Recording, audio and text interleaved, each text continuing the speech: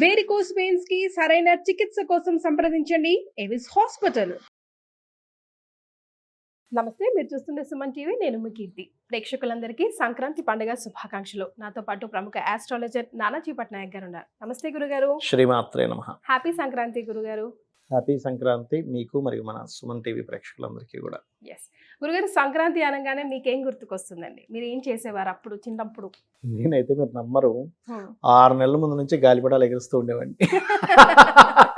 అంటే అంత ఇష్టం గాలిపటం ఎగరేయడం అంటే. జనవరిలో సంక్రాంతి వస్తే నేను జూన్ నుంచి మొదలు పెట్టేవాడిని గాలిపటం ఎగరేయడం ఇంకా అదే పని నాకు. ఇప్పుడు మీ పిల్లలు అసలు ఇప్పుడు తెలుసా? తక్కువ, ఎప్పుడో ఒకటి ఎగరేస్తారు, 1-2 ఎగరేస్తారు. మేము ఎగరేసే టైంలో మీకు సిటీలో మొత్తం గాలిపటాలు ఉండేవమ్మా. అవును గురుగారు, కంప్లీట్ గా స్కై కనిపించేది కాదు, స్కై కనబడేది కాదు అసలు, మొత్తం గాలిపటాలే ఉండేది. అంత ఇది ఉండేది. ఇప్పుడు ఎక్కడో అక్కడక్కడ అలా కనిపిస్తాయి. సో గాలిపటాల లాగా ఇంకా మేము అసలు సంక్రాంతి సారాన్ని మిస్ అయిపోతున్నాం చాలా సందర్భాల్లో కూడా. ఏంటవి ఒకసారి గుర్తు చేసుకుందాం. తప్పకుండా అమ్మా. ఫస్ట్ ఆఫ్ ఆల్ ఏంటంటే సంక్రాంతిని పెద్దల పండుగ అంటారు. ఎందుకంటారు అంటే పితృదేవతలకి సంక్రాంతి నాడు బట్టలు పెట్టాలి. మనకి దేవతలు ఎంత రక్షిస్తారో, మనం ఒక ఉపాసన చేసాం, దేవతకు ఒక నివేదన చేసాం ఫలాపేక్ష రహితంగా. ఎలా అయితే దేవత ఖచ్చితంగా రక్షిస్తుందో పితృదేవతలు ఇంకా బాగా రక్షిస్తారమ్మా. 100% రక్షిస్తారు. మీరు కేవలం ఇదేదో సంక్రాంతి రోజు బట్టలు పెట్టినందుకనే కాదు, ఏ ఇంట్లో అయినా ఇప్పుడు చూడండి, కొంతమంది ఏదో గాలి సోకినట్టుగా ప్రవర్తిస్తుంటారు చూసారా. అప్పుడు కనుక మనస్ఫూర్తిగా వాళ్ళ పెద్దలు ఎవరైతే ఉంటారో, తాతో నానమ్మో అమ్మమ్మ ఉంటారు చూసారా, వాళ్ళని ఒక్కసారి కనుక తలుచుకొని ఏంటి మీరు ఉన్నారు కానీ ఏమిటి పరిస్థితి ఇట్లా అవుతుంది ఇంట్లో అంటే క్లియర్ అయిపోతాయి. కరువు వచ్చింది అనుకోండి బాగా, అంటే ఒక్కోసారి ఇళ్లలో బాగా ఫైనాన్షియల్ ప్రాబ్లమ్స్ వస్తాయి చూసారా, ఒక్కసారి వాళ్ళని తలుచుకొని ఓ దీపం వెలిగించి ఒక్కసారి నైరుతి వైపు నిలబడి దండం పెట్టుకున్నట్లయితే ఖచ్చితంగా ప్రాబ్లం క్లియర్ అవుతుంది. కాకపోతే ఇక్కడ ఏంటంటే మనం సంవత్సరం చేసేటువంటివి ఏవైతే ఉంటాయో అవి ఖచ్చితంగా పాటించాలి.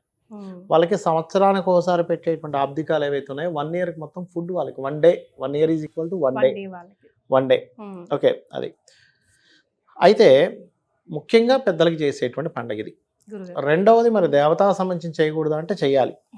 ఇందులో పర్టికులర్గా స్వయం పాకం ఇవ్వడము అండ్ బట్టలు పెట్టడము చేస్తారు. స్వయం పాకంలో ఏమేమి ఉండాలి? స్వయం పాకంలో ప్రత్యేకంగా బియ్యం అమ్మ, బియ్యము, 2 రకాల పప్పులు, 2 లేక 3 రకాల కూరగాయలు, చింతపండు, మిరపకాయలు, ఉప్పు, ఇవి ప్రధానంగా పెడతారు. ఇంకా దీని తర్వాత మీ ఇష్టం, ఇంకేదైనా ఎక్స్ట్రా పెట్టుకుంటారంటే అప్పడాలు పెడతారు కొంతమంది, ఇంకా రకరకాలు ఉంటాయి, ఇంకా చాలా నెయ్యి ఇది కూడా పెడతారు. అయితే ఇక్కడ ఏంటంటే ఈ స్వయం పాకం ఇచ్చే దాంట్లో కూడా, పెద్దలకి ఇచ్చే దాంట్లో ఈ సంక్రాంతి సమయంలో పొద్దున్నప్పుడు, సంక్రాంతికి ఏం చేస్తాం కామన్గా పొద్దున్నప్పుడు దేవత ఆరాధన చేసేసుకొని మధ్యాహ్నం ఇస్తారు, ఇవి 11 తర్వాత ఇస్తారు ఈ స్వయం పాక దానాలు. ఇందులో కూడా మీకు ఒక ఫలితం రావాలంటే ఒక దానం ఇవ్వమని చెప్పారు. ఒక్కొక్క ఫలితానికి ఒక్కొక్క దానం చెప్పారు పెద్దలకి ఇచ్చే దాంట్లో. ఇప్పుడు స్వయం పాకం బియ్యం ఇస్తున్నాము, ఈ బియ్యంతో పాటు మీకు గనక సంతానం లేదు ఎవరికైనా, ఉదాహరణకి 5 ఏళ్ళైంది 10 ఏళ్ళైంది సంతానం లేదు, అలాంటి వారు శనగలు గోధుమలు కలిపి ఇవ్వాలంట పితృదేవతలకి. మనకి జాతక చక్రంలో ఏదైనా దోషం ఉన్నా, సంతానం కలగని దోషం ఉన్నా వాళ్ళు అనుగ్రహిస్తే కలుగుతారు. కొంతమందికి చూడండి ఇంట్లో ఎప్పుడూ ఏదో మానసిక సమస్యలు ఉన్నాయనుకోండి, బియ్యం అధికంగా ఇవ్వాలంట పితృదేవతలకి. అట్లా అంటే ఇవ్వడం అంటే ఎలా ఇవ్వాలి? పురోహితులకి ఇవ్వడం అంతే. పురోహితులకి మీ ఎవరైతే పెద్దవాళ్ళు ఉంటారో వాళ్ళ పేర్లు, అది ఎలా ఉంటుందంటే 3 స్టెప్స్, నాన్న, తాత, ముత్తాత, అట్లా అమ్మ, అత్తగారు, వాళ్ళ అత్తగారు, అట్లా ఇస్తారనమాట. ఆ రకంగా ఇవ్వడం జరుగుతుంది. తండ్రి ఉన్నాడు అనుకోండి, తండ్రే ఫస్ట్ ఇవ్వాలి పిల్లల కంటే కూడా. పిల్లల్ని దగ్గర పెట్టుకొని ఇవ్వాలి. చాలా మంది ఇవాళ రేపు ఏం చేస్తున్నామంటే ఇంట్లో కార్యక్రమాలు చేసేసుకుంటాం, వీళ్ళు కాలేజీకో స్కూల్స్కో జాబ్స్కి వెళ్ళిపోతారు, వీళ్ళకి తెలియదు అసలు ఏం జరుగుతుంది ఇంట్లో అనేది తెలియదు. అది ఖచ్చితంగా తెలియజేయాలి. ఇంకోటి ఏంటంటే కొంతమందికి వాళ్ళు చేస్తున్న వ్యాపారాల్లో కలిసి రాకపోవడము, బంధువర్గంలో సరైన కమ్యూనికేషన్స్ దెబ్బతింటాయి చూసారా. స్వయం పాకంలో పెసలు ఇవ్వాలమ్మా వాళ్ళు, పెసలు ఇవ్వాలి. ధనం గురించి బాగా ఇబ్బంది పడుతున్నాం అన్నప్పుడు బొబ్బర్లు ఇవ్వాలి పితృదేవతలకి.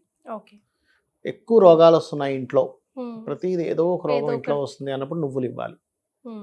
కొన్ని నెగటివ్ ఇవి కనిపిస్తుంటాయి ఒక్కోసారి, నేను చూస్తుంటాం కదా, ఇంట్లో ఏదో పాస్ అయినట్టు అనిపిస్తుందండి, ఏదో ఆత్మలు పాస్ అయినట్టు అనిపిస్తున్నాయి, తెర చూస్తే ఏం లేదు కానీ ఇంట్లో భయపడుతున్నారంటారు చూసారా.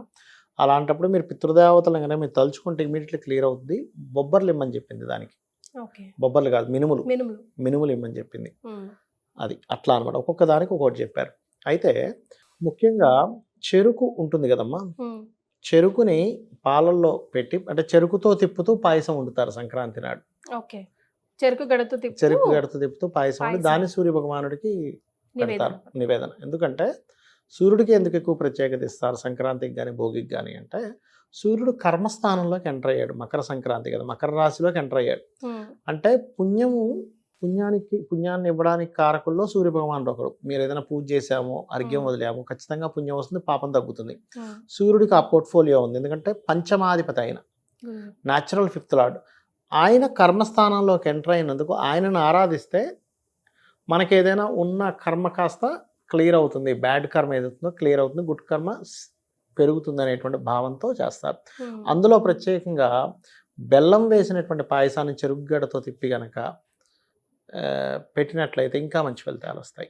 సో సంక్రాంతి అంటే జనరల్ గా మనం గాలిపటాలు ఎగరేయడమే, అది లేకపోతే పిల్లల తినడం, సందడి. ఆడడం, పాడడమే కాదు, అవును. పుణ్యాన్ని కర్మని కూడా తొలగించుకునే పండగ. అయ్యో, పుణ్యం- పుణ్యాన్ని పెంచుకునే పండుగ మీరు అన్నట్టుగా.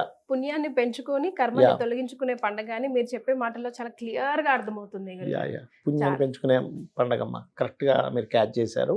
100% పుణ్యాన్ని పెంచుకునే పండగ, మీ కర్మలను తగ్గించుకునే పండగ.